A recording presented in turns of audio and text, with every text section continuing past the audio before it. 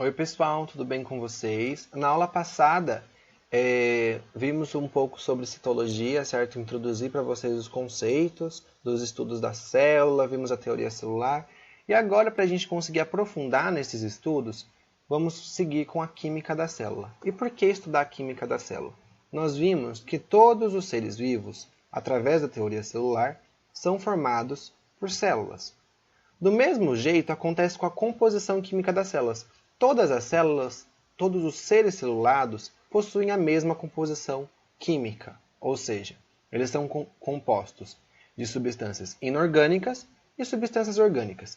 No caso das inorgânicas, passarei para vocês as principais, então alguns sais minerais e água, e substâncias orgânicas nessa aula veremos apenas carboidratos, ficando para a próxima aula proteínas, lipídios, ácidos nucleicos e vitaminas. Não se preocupem em absorver todos os detalhes que passarei, mas a ideia geral de cada coisa é bem importante e cai bastante no vestibular. Então vamos lá. Os principais componentes inorgânicos, eu resolvi começar com o ferro. O ferro, com certeza vocês já ouviram falar, a mãe, a avó, alguém, algum parente falando que tal pessoa está com anemia, que a anemia é falta de ferro e que ela deveria então comer carnes, folhas verdes como couve, feijão, certo? Outro tratamento possível para essa anemia é cozinhar em panela de ferro, porque a panela de ferro acaba liberando esses íons ferro no alimento, tudo bem?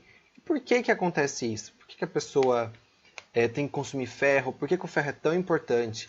Basicamente porque o ferro ele tem uma função muito grande no nosso organismo, que é de transportar o oxigênio.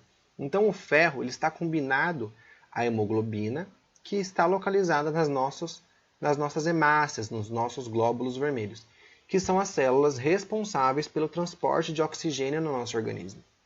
Então, o ferro, basicamente, na hemoglobina, está ligado assim, nesse grupo M, tudo bem? E esse grupo M é o responsável, então, por se associar ao oxigênio e carregar distribuir esse oxigênio pelo nosso corpo. Quando a gente consome um vegetal como fonte de ferro, o ferro que obtemos deles não é M. Por quê? Porque vegetal não tem hemoglobina. Enquanto se a gente come um bife, por exemplo, o ferro que vem de carnes, ele veio primeiramente do grupo M. Então a função do ferro no nosso corpo é a ação no transporte de gases e de elétrons. Por exemplo, atuando associado à hemoglobina, ele pertence à composição da hemoglobina. E a hemoglobina, no caso, é uma proteína, e proteínas estudaremos mais pra frente. Tudo bem? Mas é só para ficar a sementinha na cabeça de vocês. O próximo componente inorgânico importante é o íon cálcio. O cálcio, com certeza, a mãe de vocês já falou para beber leite, que leite é rico em cálcio, iogurte. Existem outros alimentos, como peixes, carne com ossos, né? Porque o osso ele é composto muito de cálcio. Raízes, casca de ovo. Com certeza também a avó de vocês já deve ter colocado casca de ovo no vaso da planta, porque a planta precisa de cálcio também no seu metabolismo. E por falta de cálcio, colocamos a casca de ovo, então.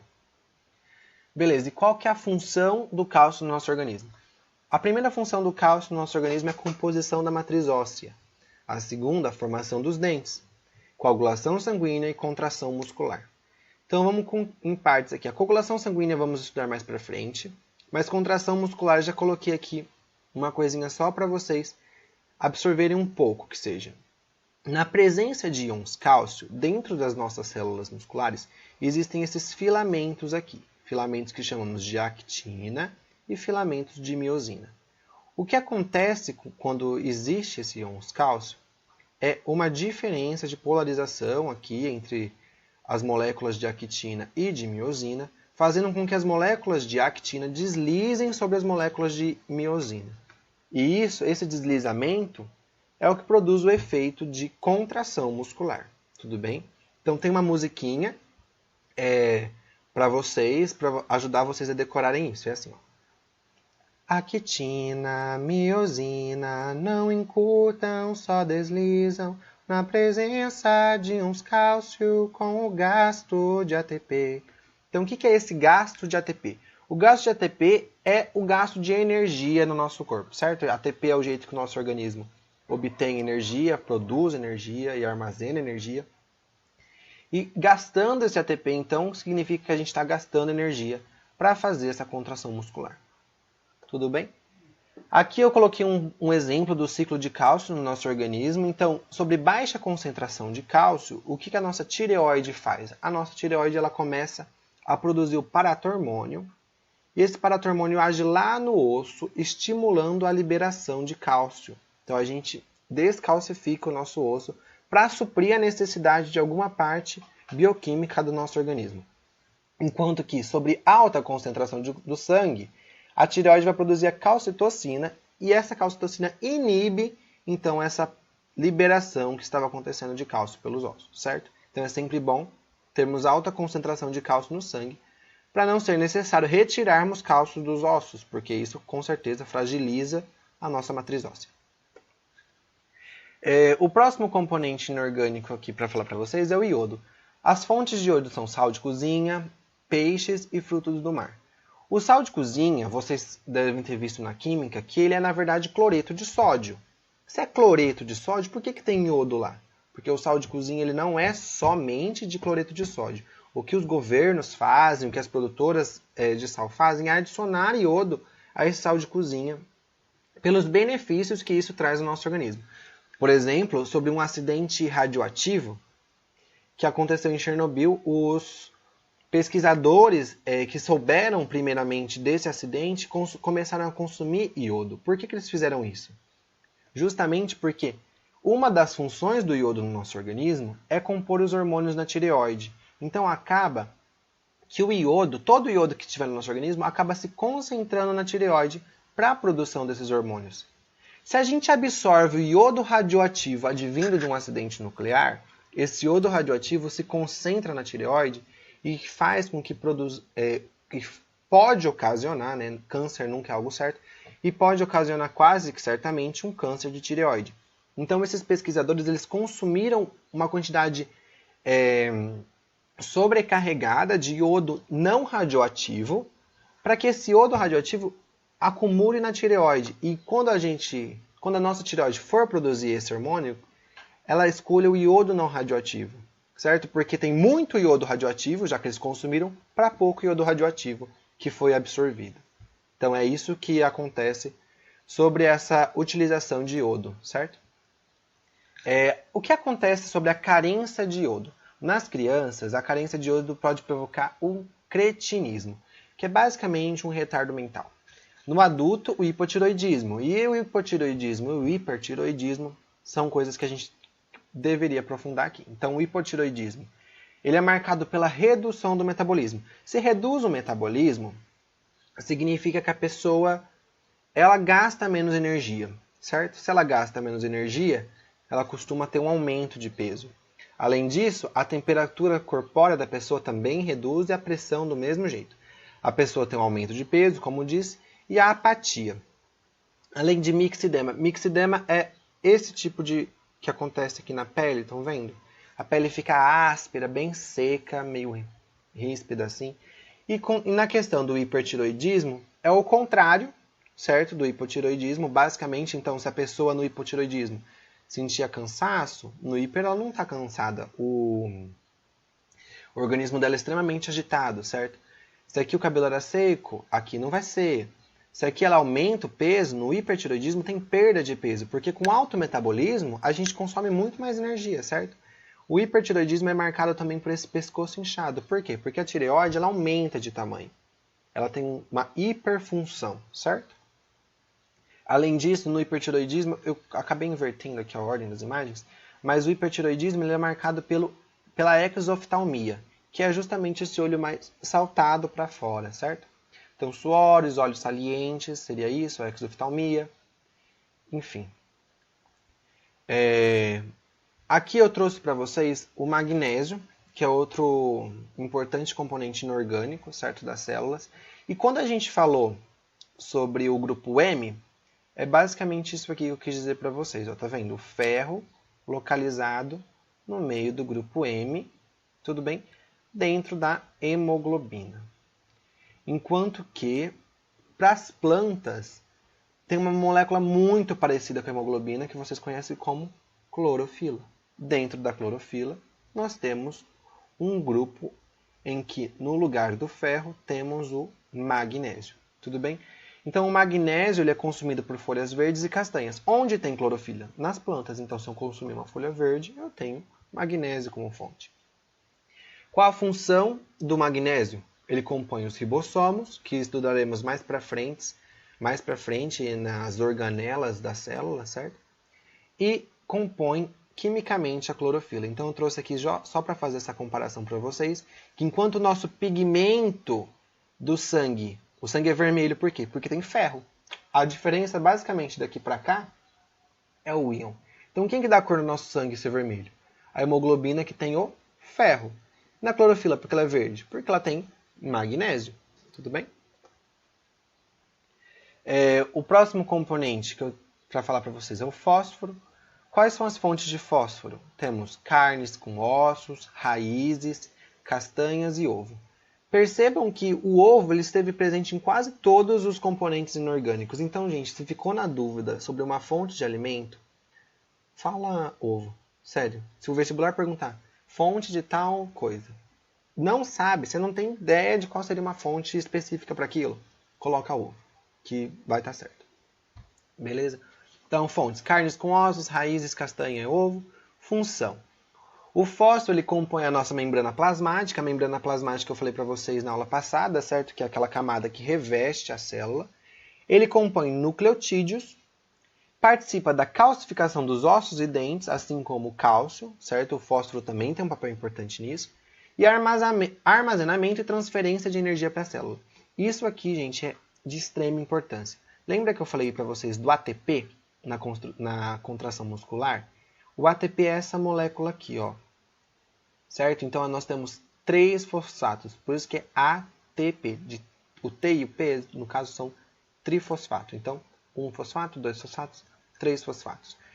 A energia armazenada nessa molécula é justamente nessas ligações entre os fosfatos, certo? Então, quando a gente perde um fosfato, a gente libera energia. E é desse jeito que a nossa célula consegue todo o seu funcionamento metabólico.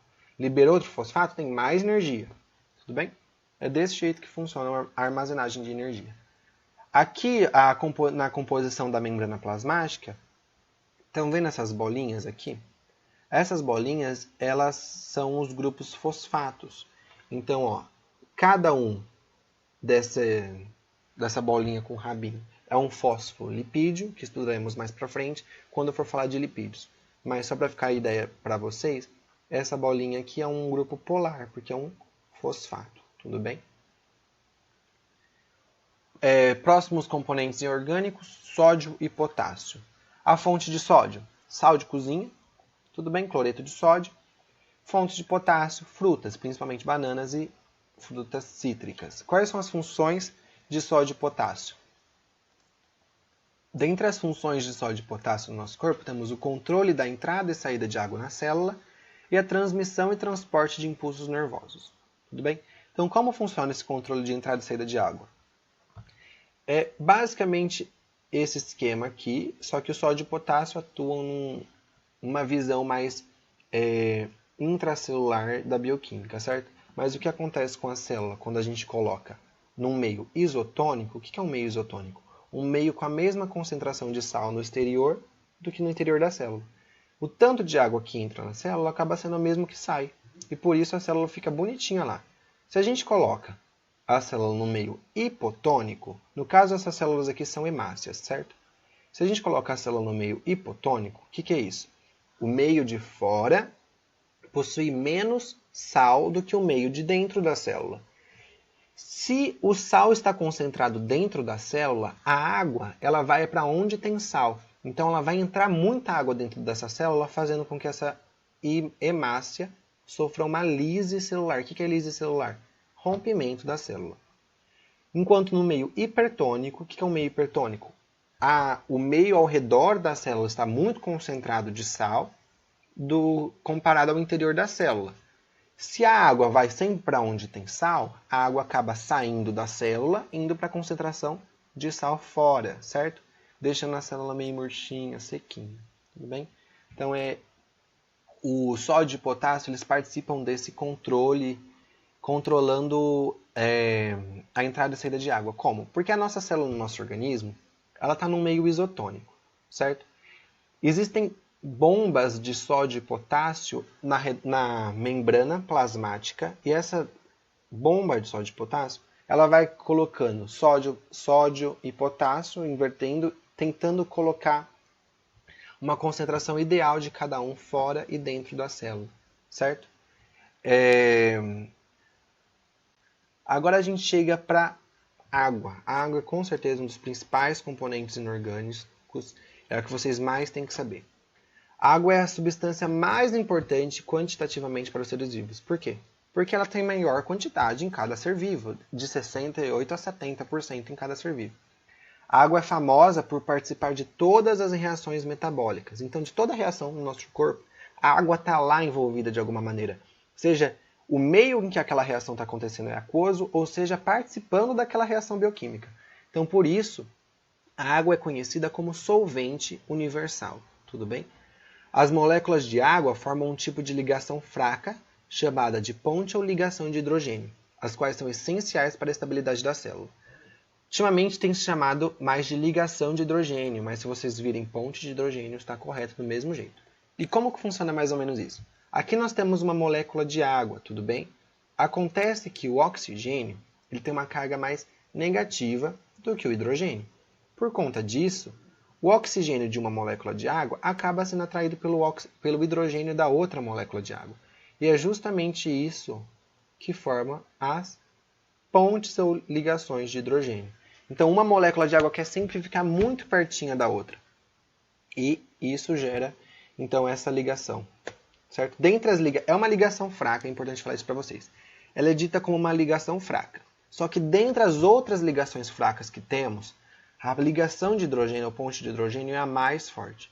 Certo? Ela é de extrema importância. Então, vocês vão ver isso mais na química, tudo bem? Mas já fiquei aqui na biologia com vocês, só para plantar a sementinha na cabeça. Próximo aqui. A água, então, como eu disse, ela participa das reações metabólicas no nosso corpo. Então, ela participa de reações de catabolismo e de reações de anabolismo. O que são as reações de catabolismo? As reações de catabolismo são aquelas marcadas por uma hidrólise. São reações de quebra ou digestão de macromoléculas. Como assim? Se a gente está quebrando uma macromolécula, significa que eu tinha uma molécula muito grande e eu quebrei ela em duas moléculas pequenas. Então, se a gente vê aqui o exemplo, eu tinha uma molécula grande e quebrei ela em duas moléculas pequenas. Uma molécula, duas moléculas. No caso aqui era uma sacarose e eu transformei essa sacarose em uma molécula de glicose e uma de frutose. Como isso aconteceu? Isso aconteceu através de uma hidrólise. O que é uma hidrólise? Hidrólise é quebra da água, certo? Lembra quando eu falei agora de hemácias, meio isotônico e hipertônico? Eu falei que a hemácia sofreu uma lise celular? Então, lise, essa parte lise vem de rompimento. Uma hidrólise é a quebra da molécula da água. Se a gente quebra uma molécula da água, ela se separa em H e OH. O OH-, no caso, vai se ligar a uma das moléculas que a gente está quebrando e o H na outra. Então, é desse jeito que acontece uma molécula de hidrólise, tudo bem? O H+ se liga a uma molécula e o OH a outra. Percebam que esse oxigênio ficou para esse lado da molécula, ligando-se a um H. Então, a gente também tem um OH aqui. E aqui ficou sem, né? O oxigênio foi para essa, aqui ficou sem. Só que quem que sobrou da água? O OH. E o OH se ligou aqui. Então, aqui a gente tem um OH e aqui a gente tem um OH. Tudo bem? Veremos mais para frente, quando a gente falar de carboidratos, veremos a glicose e a frutose. Mas aqui é só para vocês terem uma noção do que é uma reação de hidrólise, certo? Quebra a água, uma parte da água vai para uma molécula, outra parte da água vai para outra, porque a gente quebrou uma molécula grande em duas pequenas. É isso. A próxima reação, que eu disse para vocês, são reações de anabolismo. Enquanto que reações de catabolismo quebram a água e é de uma molécula grande para duas pequenas, aqui na reação de anabolismo, a gente vai sintetizar moléculas grandes. Então, eu pego duas pequenas e faço uma molécula grande. É o inverso da anterior, certo? Então, aqui eu coloquei como exemplo para vocês a formação da ligação entre dois aminoácidos. Aminoácidos é esse tipo de molécula aqui, mas não precisa focar muito no que é um aminoácido, certo? A gente vai ver isso mais para frente, mas basicamente o que acontece? Aqui eu tenho uma molécula, aqui outra. Se é uma reação de anabolismo, eu vou juntar as duas moléculas sintetizando uma molécula maior. O que acontece nessa reação? Percebam que aqui eu tenho um OH e aqui eu tenho um H. O que vai fazer? Esse OH e esse H vão sair em forma de água. Então, OH mais H vai me dar água. E o que sobrou aqui vai se juntar, formando uma molécula composta das duas moléculas anteriores. Certo? E por que é muito importante essa reação, principalmente entre aminoácidos? Porque essa ligação formada depois da desidratação, ou seja, a ligação formada depois que essa molécula de água saiu, é chamada de ligação peptídica. E essa ligação peptídica é de extrema importância no nosso corpo e veremos mais para frente. Tudo bem? Então, como eu disse para vocês, a reação de anabolismo é marcada por uma desidratação, ou seja, saída de água da reação. Duas moléculas pequenas se unem em uma molécula grande. Para acontecer isso, sai a água. É basicamente isso que vocês têm que saber. E é uma reação de síntese de compostos. Certo? Agora a gente passa para as substâncias orgânicas. Já falei para vocês das principais substâncias inorgânicas. Dentre as substâncias orgânicas que veremos hoje, veremos sobre os carboidratos. Então, os carboidratos, também conhecidos como açúcares, ou vocês podem ler em alguns locais como hidratos de carbonos, eles são formados basicamente por carbono, hidrogênio e oxigênio, certo? São componentes orgânicos. Como vocês viram na química orgânica, basicamente a química orgânica estuda os compostos formados por carbono. Então, agora, se a gente tem carboidratos formados por carbonos, hidrogênios e oxigênio, estamos falando de compostos orgânicos. Estamos falando de composto orgânico. Beleza? A fórmula geral do carboidrato: CnH2nOn. O que isso quer dizer? Se eu tenho um carboidrato que é composto de 6 carbonos, a quantidade de hidrogênio é de 12, o dobro. E a quantidade de oxigênio é a mesma, 6 também. Então, se o vestibular perguntar qual a fórmula geral de uma hexose. Uma hexose tem 6 carbonos, então eu sei que a fórmula geral é C6H12O6. Tudo bem? Fonte de carboidratos. Essa daqui vocês com certeza são familiarizados, porque tem uma corrente bem grande hoje em dia de alimentos low carb. Todo mundo foge dos carboidratos, mas carboidratos são fontes energéticas importantíssimas na nossa dieta. Então, a função, já acabei falando para você, uma função energética e função estrutural. Tudo bem? Vamos seguir aqui. A primeira coisa a falar sobre os carboidratos é classificar os carboidratos. Então, os carboidratos são classificados como monossacarídeos quando apresentam uma única molécula formada por 3 a 7 carbonos, certo? Então, são monômeros de carboidratos. São moléculas tão pequenas que o nosso organismo, quando ingere esse tipo de molécula, não precisa quebrar em moléculas menores, porque essas moléculas já são pequenas o suficiente para fazerem parte das nossas reações bioquímicas. Tudo bem? Exemplo de monômeros de carboidratos. Nós temos as trioses, as tetroses, pentoses e hexoses. Percebam que trioses são os carboidratos formados por 3 carbonos. Tetrose, 4. Pentose, 5. Hexose, 6. E assim por diante. As pentoses são importantes porque estão na composição de ácidos nucleicos, que a gente vai ver mais para frente. E as hexoses têm grande importância energética. Então, pentoses e hexoses são os monossacarídeos mais importantes, tudo bem? Hexoses veremos a glicose, logo mais, que com certeza vocês já ouviram falar. Então aqui eu coloquei alguns exemplos de monossacarídeos para vocês verem que existem trioses, compostos de 3 carbonos, tetroses, 1, 2, 3, 4. E aqui são os nomes embaixo, vocês não precisam saber disso, o vestibular não cobra, mas o desenho, a fórmula, nada disso. Ele cobra-se para falar assim, qual a fórmula geral da hexose? Isso ele cobra, mas ele não vai te dar esse desenho aqui e perguntar qual o nome. Isso não precisa saber. tudo bem? Então aqui nós temos a glicose, aqui também nós temos a glicose, só que percebam que é a mesma molécula? É a mesma molécula. A diferença é que aqui a glicose está desenhada em cadeia aberta e aqui a glicose está desenhada em cadeia cíclica. Basicamente, pessoal, quando em solução, essa glicose ou a frutose ou mesmo a ribose acaba entrando nessa forma cíclica aqui. Mas é a mesma fórmula, é o mesmo tudo bem? Vamos lá, classificação dos carboidratos.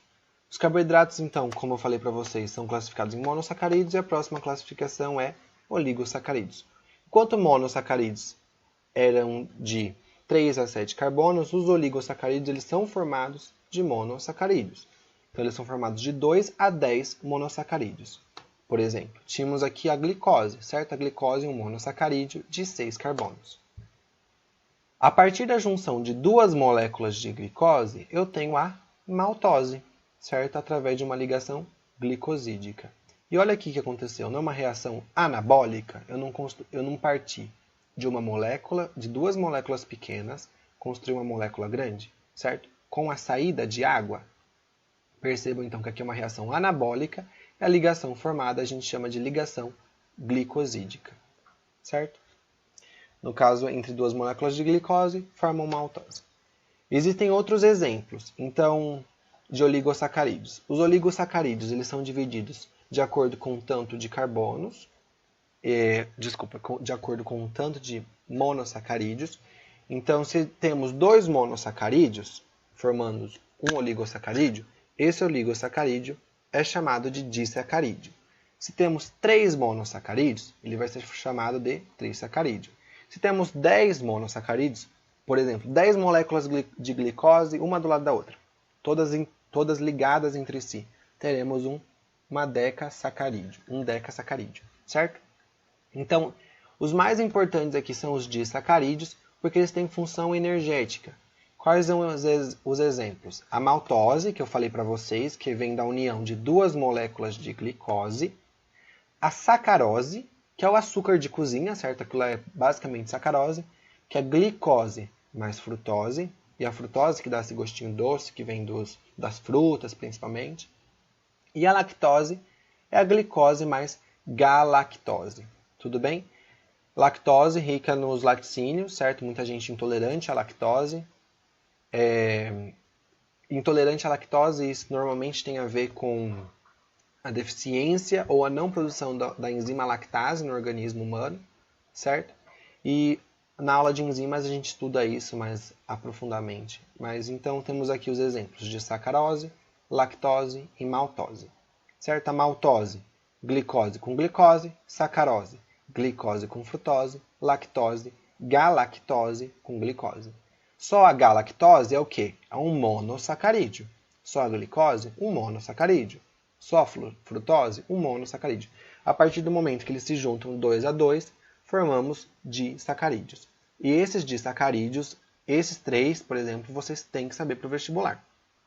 Existem outros disacarídeos? Sim, existem. E por exemplo, glicose com glicose sempre vai ser maltose? Não, não vai ser sempre maltose. Porque depende de onde essa ligação é feita. Mas vocês não têm que se preocupar com isso. Para o vestibular, se preocupem apenas em saber a maltose, que é um disacarídeo muito importante, que é formado por duas moléculas de glicose. Tudo bem? Se o vestibular perguntar, duas glicoses formam uma maltose. E aí, por fim, vimos então monossacarídeos, oligosacarídeos, agora a gente tem polissacarídeos. Os polissacarídeos são formados por mais de 10 monossacarídeos, geralmente centenas de monossacarídeos. Então a gente pega centenas de glicose, centenas de frutose, ou revés entre si, enfim, e forma então esses polissacarídeos. Esses polissacarídeos têm funções muito importantes no nosso organismo.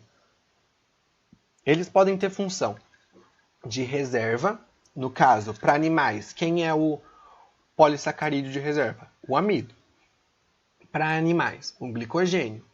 E para fungos, o glicogênio também. Então, como assim? Se a planta ela precisa de energia para sobreviver, ela reserva essa energia em forma de amido. O animal em glicogênio e o fungo também. Então, a gente vai estudar mais para frente um pouquinho sobre o metabolismo e a gente acaba armazenando, mas o que eu vou falar para vocês é que a gente acaba armazenando moléculas de glicose em forma de glicogênio no nosso fígado. Por quê? Porque às vezes a gente precisa de energia. Obtemos energia através de moléculas de glicose. Se eu acabei com as moléculas de glicose que eu consumi através da minha alimentação, eu preciso obter de algum lugar, certo? Então temos a fonte primária de reserva, que é o glicogênio. Então o glicogênio é formado por várias moléculas de glicose. Vamos lá, consumimos essas moléculas para termos uma certa reserva energética. Enquanto que para vegetais, essas moléculas de glicose se unem em forma de amido. Tudo bem? Possuem também função estrutural, os polissacarídeos. No caso de vegetais, é a celulose, animais a quitina e fungo a quitina. Certo? Então a quitina no fungo, ela faz parte da parede celular. Vamos estudar isso mais aprofundadamente quando formos estudar os fungos. Os animais, principalmente artrópodes, têm um exoesqueleto formado por quitina. Vamos estudar isso também nos animais. E os vegetais possuem a celulose. Então, as fibras dos vegetais, como a celulose é mais rígida entre si, ela acaba tendo essa função estrutural nos vegetais, tudo bem? Outra coisa é que, por exemplo, é meio engraçado falar disso, mas a gente come o milho e o milho sai do mesmo jeito, certo? A gente defeca o milho do mesmo jeito que ele entrou. Parece que não aconteceu nada no nosso organismo. E basicamente não aconteceu mesmo. Por quê? Porque o nosso organismo não tem a enzima, ele não consegue digerir, é isso que eu quero dizer, a celulose. Nós não temos essa capacidade. E é por conta disso que acaba entrando e saindo do mesmo jeito, basicamente, certo? Então, essa celulose é formada por glicose, um polissacarídeo de glicose de função estrutural, não é digerida por animais. Mas, professor, a vaca come, o cavalo come. Come, mas quem que faz essa função no cavalo e na vaca?